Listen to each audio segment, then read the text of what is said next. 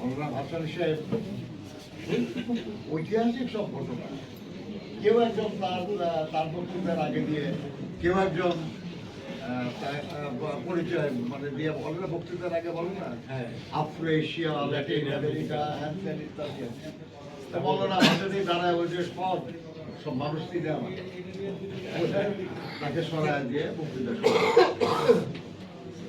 করলেন। এবং কি বক্তৃতার একটা পর্যায়ে বলতেছিলেন যে শেখ মুজিব, তুমি আমার ছেলের মতো, আমার 3 ছেলে, তার সাথে তোমারে আমি বেশি না চাইরা না পয়সা দিয়ে ধান মুড়ি এগুলো খেয়ে দলের কাজ করছো, বড় কাজ করো, আন্দোলন সংগ্রাম করতেছে, এটার মধ্যে থাকবা। বঙ্গবন্ধু হোক, নয়ন মনে হোক, কানের মনে হোক, আর মনের মনে হোক, তাই হোক, আপোষ করলে পিঠে কোলাইব না।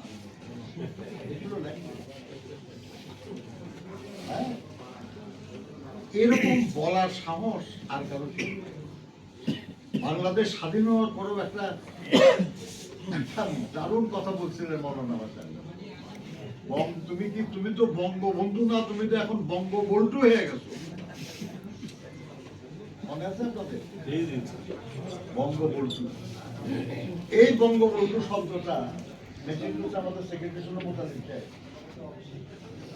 উনি আবার জাদু ভাই যখন চেয়ারম্যান হইলেন তখন অ্যাসিস্ট্যান্ট সেক্রেটারি মোহাম্মদ খান, আর উনি তার আগে দিয়ে উনি প্রেসিডেন্ট সেক্রেটারি, আমি প্রেসিডেন্ট। উনি জয়দেবপুরে এক মিটিংয়ে বঙ্গবল্টু পেয়ে ফেললেন, পরপরে তো জয়দেবপুরে কাজ হয়ে গেল। ভাই আপনি কিন্তু একটা ঐতিহাসিক ঘটনায় ছিলেন, এটা হলো কলকাতায় মৌলানা ভাসানীর নির্দেশিত একটা জাতীয় মুক্তি ফ্রন্ট, এখানে বামপন্থীরা ছিল, আপনিও ছিলেন সদস্য, আমি ছাত্র সংগঠনের সদস্য ছিলাম, আর হায়দার আনোয়ার খান ছিল, আতিকুর রহমান সালু এরা ছিলেন, ডক্টর ভাই ছিলেন, তারপরে এখানে সব পার্টি ছিলেন, আপনিও ছিলেন। এনিওয়ে, ব্যাপারটা হচ্ছে একটু বলতেছি আমি কথাগুলি এই কারণে আর কি, যে যার সম্পর্কে আজকে আমরা আলোচনা করছি তার সম্পর্কে বহু কিছু জানার আছে, বহু কিছু শেখার আছে। আমি অনুরোধ করবো ভাসানী জনশক্তি পার্টিকে যে এই বিষয়গুলি নিয়ে আলোচনা করা, জেনারেল না, আরো স্পেসিফিক। আমি খুব ধন্যবাদ জানাচ্ছি আপনার ভাসানী জনশক্তি পার্টিকে, যে তারা আয়োজন করেছে,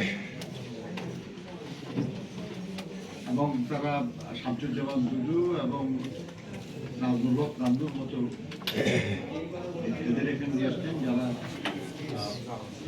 রাজনৈতিকভাবে তার সঙ্গে কাজ করার সুযোগ সৌভাগ্য।